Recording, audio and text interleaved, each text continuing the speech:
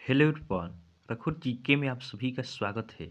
आज हम लोग बिहार बीएड और डीएलएड एंट्रेंस एग्जाम 2023 से रिलेटेड हिंदी के टॉप 20 क्वेश्चंस का डिस्कशन करेंगे।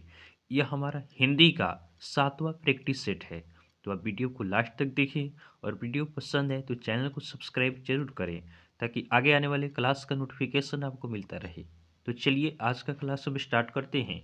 हमारा फर्स्ट क्वेश्चन है, निम्नलिखित में से उस व्यंजन को चुने। हमें क्या करना है, इसमें से आपका उस व्यंजन को चूज करना है। तो उस व्यंजन होते कौन कौन से हैं? तो उस व्यंजन इनकी संख्या आपका 4 होता है। कितना होता है? तो उस व्यंजन की संख्या 4 होता है। कौन कौन होते हैं? तो ये आपके होते हैं तलाबे स होते हैं, मुदंत स होते हैं, दंत स होते हैं और क्या होता है और आपका ह होता है। तो इसमें से देखेंगे कि ऑप्शन में कौन कौन दिया है। तो उस व्यंजन आपका हो गया तलाबे स, उदंत स, दंत स, ह। इसमें से देखिए आपका दिया है ऑप्शन नंबर बी में ह, इस पे दिया है। तो हमारा सही आंसर क्या हो जाएगा? ऑप्शन बी हमारा सही आंसर होगा। ह क्या है? ह आपका उस व्यंजन है। इसी तरह आप याद रख सकते हैं कि अंतस्थ व्यंजन ये भी 4 होते हैं। य, र, ल और व होते हैं। अंतस्थ व्यंजन 4 होते हैं, य, र, ल, व। और उसके साथ आप याद रख सकते हैं, कल हमने आपको बताया था आयोगवाह। आयोगवाह की संख्या 2 होता है। कौन कौन? अनुस्वार और विसर्ग होते हैं। नेक्स्ट क्वेश्चन है, निम्नलिखित में से कौन सा संयुक्त व्यंजन है? अब हमें क्या देखना है? संयुक्त व्यंजन। तो संयुक्त व्यंजन इनकी भी संख्या आपका 4 होता है। संयुक्त व्यंजन ये आपके 4 होते हैं। कौन कौन होते हैं? तो ये होते हैं आपके छ हो गया, उसके बाद त्र हो गया, उसके बाद आपका स्र होता है और आपका ज्ञ होता है। ये आपके संयुक्त व्यंजन होते हैं। तो इसमें से हमारा ऑप्शन में क्या दिया है? छ दिया है। तो हमारा सही आंसर क्या होगा? ऑप्शन सी हमारा सही आंसर होगा। छ क्या है? छ आपका संयुक्त व्यंजन है। ध्यान रखेंगे, संयुक्त व्यंजन ये दो व्यंजनों के मेल से बनते हैं। जैसे हम छ की बात करें तो छ आपका क और स से मिलकर बनता है। उसी तरह हम त्र की बात करें तो त्र आपका त और र के मिल से बनता है। तो ध्यान रखेंगे, संयुक्त व्यंजन इनकी संख्या 4 होती है। छ, त्र, स्र और ज्ञ कोई भी ऑप्शन में आपको दिया जा सकता है। तो आपको चारों अगर याद रहेगा तो आप आसानी से क्वेश्चन को सॉल्व कर सकते हैं। नेक्स्ट क्वेश्चन है, ल का उच्चारण स्थान है। हमें क्या बताना है? ल का उच्चारण स्थान बताना है। तो देखिएगा, ल का उच्चारण स्थान आपका दंत होता है। क्या होता है? दंत होता है। तो ऑप्शन डी हमारा सही आंसर होगा। ध्यान रखेंगे, दंत के द्वारा हम और भी कौन कौन से वर्णों का उच्चारण करते हैं? तो दंत के द्वारा हम त वर्ग, किसका? त वर्ग हो गया, उसके बाद ल हो गया और उसके बाद दंत स हो गया। इनका उच्चारण हम दांत के द्वारा करते हैं। नेक्स्ट क्वेश्चन है, वह जा रहा है। वह जा रहा है, इस वाक्य में वह कौन सा सर्वनाम है? वह जा रहा है, इस वाक्य में वह कौन सा सर्वनाम है? तो वह जा रहा है अर्थात यहाँ पे क्या है? फिक्स है कि वह जा रहा है। तो यह क्या हो जाएगा? यह आपका निश्चयवाचक सर्वनाम होगा। क्या होगा? निश्चयवाचक सर्वनाम होगा। वह जा रहा है, यहाँ पे फिक्स है कि हम किसी खास के बारे में बात कर रहे हैं कि हाँ निश्चित है कि वह जा रहा है। ये आपका निश्चयवाचक सर्वनाम हो गया। निश्चयवाचक सर्वनाम से आपका किसी व्यक्ति या भाव के निश्चय का बोध होता है। नेक्स्ट क्वेश्चन को देखते हैं। अगला प्रश्न है, सर्वनाम के कितने भेद हैं? हमें क्या बताना है कि सर्वनाम के कितने भेद होते हैं? तो सर्वनाम के आपके 6 भेद होते हैं। कितने भेद होते हैं? सर्वनाम के 6 भेद होते हैं। पहला आपका होता है पुरुषवाचक सर्वनाम, दूसरा होता है निश्चयवाचक सर्वनाम, तीसरा होता है अनिश्चयवाचक सर्वनाम, चौथा होता है संबंधवाचक सर्वनाम, पांचवा होता है निजवाचक सर्वनाम और छठा होता है आपका प्रश्नवाचक सर्वनाम। नेक्स्ट क्वेश्चन है, कौन जा रहा है? इस वाक्य में कौन कौन सा सर्वनाम है? हमें बताना है कि कौन जा रहा है, इसमें कौन ये आपका सर्वनाम का कौन सा भेद है? तो कौन कौन क्या हो जाएगा? कौन से यहाँ पे देखिए, सबसे पहले तो आप देख सकते हैं यहाँ पे प्रश्नवाचक है। तो हमारा आंसर क्या हो जाएगा? प्रश्नवाचक सर्वनाम होगा। तो ऑप्शन सी हमारा सही आंसर होगा। इसी तरह क्या होगा? दिया रहे, जैसे आप कहाँ जा रहे हैं, तो इसमें क्या हो जाएगा? कहाँ हो जाएगा? प्रश्नवाचक सर्वनाम हो जाएगा। इससे क्या होता है, जहाँ भी आपको प्रश्न मिल जाए वह क्या हो जाएगा? आपका प्रश्नवाचक सर्वनाम होगा। नेक्स्ट क्वेश्चन को देखते हैं। निम्नलिखित में से कौन सा विशेषण है? निम्नलिखित में से कौन सा विशेषण है? हमें क्या करना है? विशेषण को चूज करना है। तो विशेषण क्या होता है? विशेषण यह आपका संज्ञा और सर्वनाम की विशेषता बताता है। जो शब्द संज्ञा और सर्वनाम की विशेषता बताता है उसे क्या कहते हैं? उसे आपका विशेषण कहा जाता है।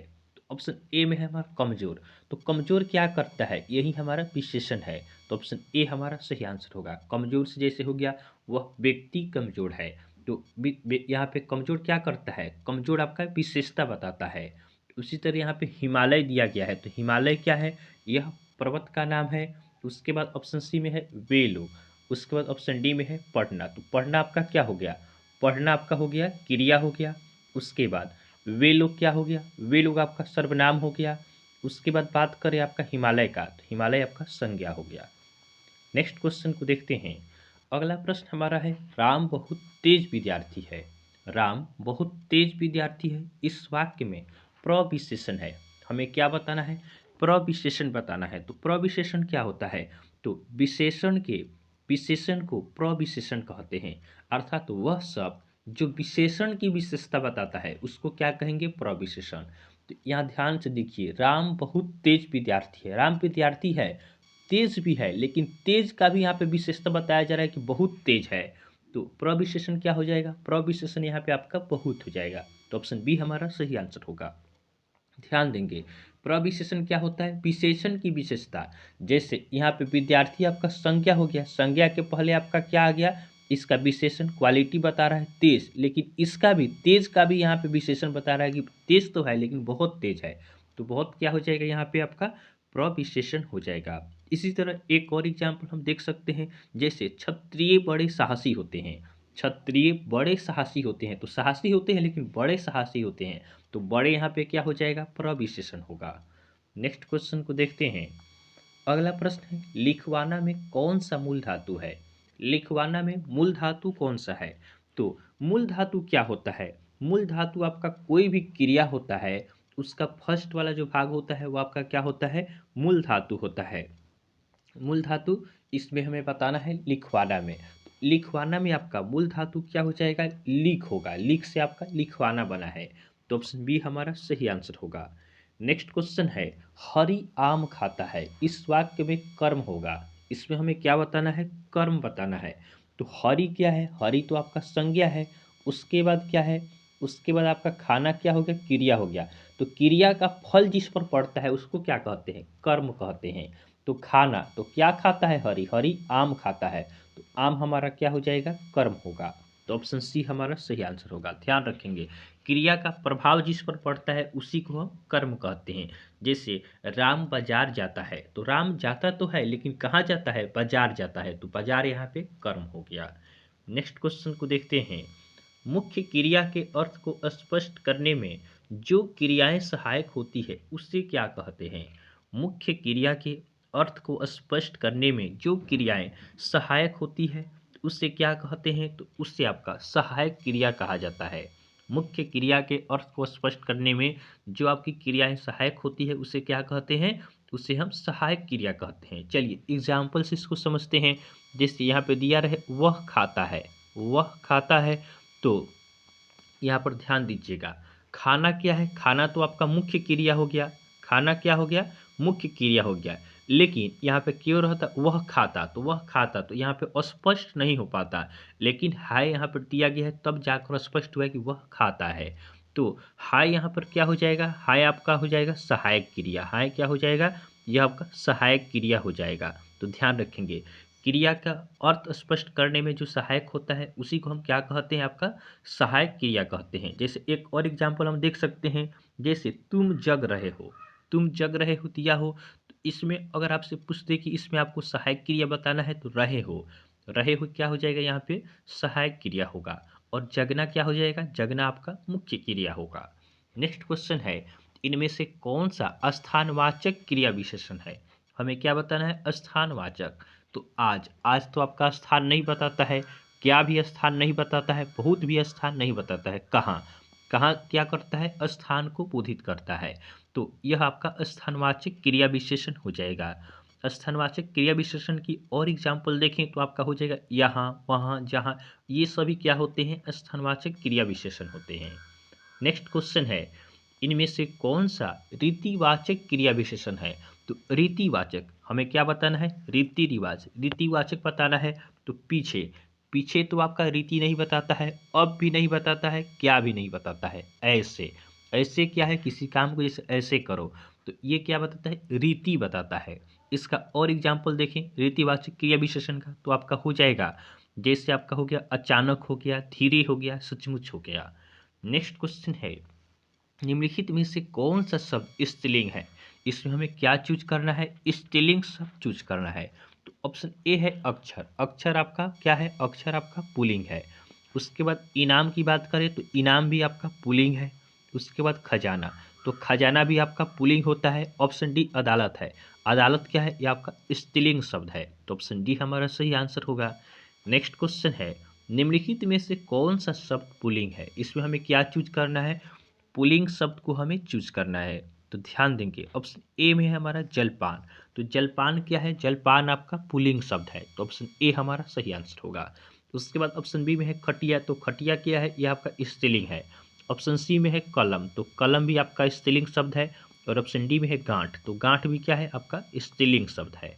नेक्स्ट क्वेश्चन है, अधिकारी शब्द में कौन सा उपसर्ग है? तो उपसर्ग के बारे में हमने बार बार आपको बताया है कि उपसर्ग क्या होता है। तो उपसर्ग यह किसी शब्द के पहले लगकर उसका अर्थ परिवर्तित कर देता है।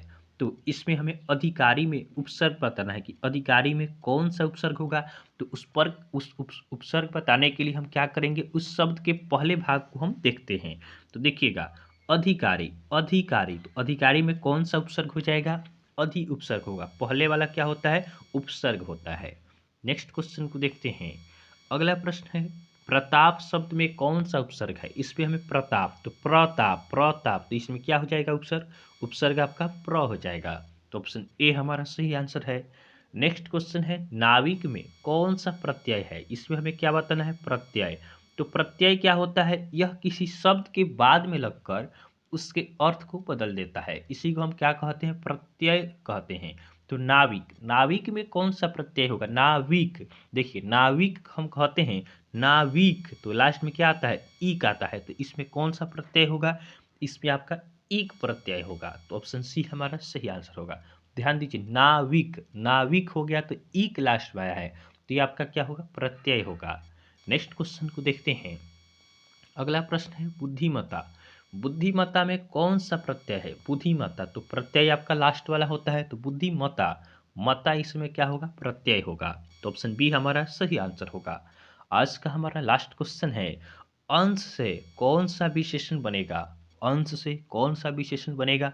तो अंश से आपका औरत तो नहीं बनेगा, आम नहीं बनेगा, इनमें से कोई नहीं, ये भी नहीं होगा। अंश से आपका आंशिक विशेषण बनता है, तो ऑप्शन ए हमारा सही आंसर होगा। तो इस तरह हमने बिहार बीएड और डीएलएड से रिलेटेड हिंदी के टॉप 20 आपका क्वेश्चंस का डिस्कशन किया है। तो आपको वीडियो पसंद आया हो तो आप वीडियो को लाइक करें और चैनल को सब्सक्राइब जरूर करें। तो चलिए आज के लिए हम इतना ही रखते हैं, फिर नेक्स्ट वीडियो में आपसे मिलेंगे, तब तक के लिए धन्यवाद।